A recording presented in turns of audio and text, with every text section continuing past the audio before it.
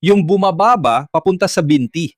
Parang tinutusok-tusok at namamanhid ang binti. Sa video na ito, ipapakita ko sa iyo kung paano alagaan ang sciatica sa bahay gamit ang mga madaling ehersisyo.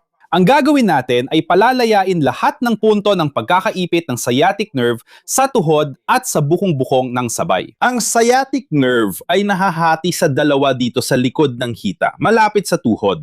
Isang bahagi dito ay dumadaan malapit sa ulo ng fibula, yung buto sa gilid ng binti. Ito ang punto, isang napakahalagang bahagi para sa sciatico. Dito sa bukong-bukong, sa tingin ko mas makikita mo ito sa kabila. Dito sa bukong-bukong, ang dalawang bahagi ng sciatic nerve, ang isa ay dumadaan sa likod ng bukong-bukong malapit sa sakong at ang isa naman ay dumadaan sa harap, ayan sa harap, at sa likod ng bukong-bukong. Ang paraan para magawa natin ang pag-release ng lahat ng mga puntong ito ng sabay-sabay ay umupo ka ng maayos na nakatapak ang paa sa sahig.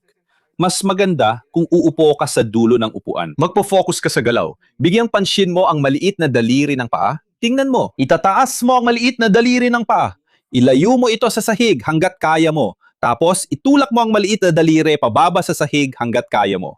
Makikita mong gumagalaw ang iyong bukong-bukong pero ang focus mo ay ang maliit na daliri ng paa. Gagawin mo ang galaw na ito ng dahan-dahan hanggat kaya mo ang pinakamalaking galaw na kaya mo sa loob ng 30 segundo hanggang 1 minuto. Ito ay mapapagalaw, maglalagay ng parang grasa at magpapalaya sa lahat ng mga punto na dinadaanan ng sciatic nerve. Ang ulo ng fibula dito sa itaas at ang 2 punto sa bukong-bukong, sa harap at likod, sa likod.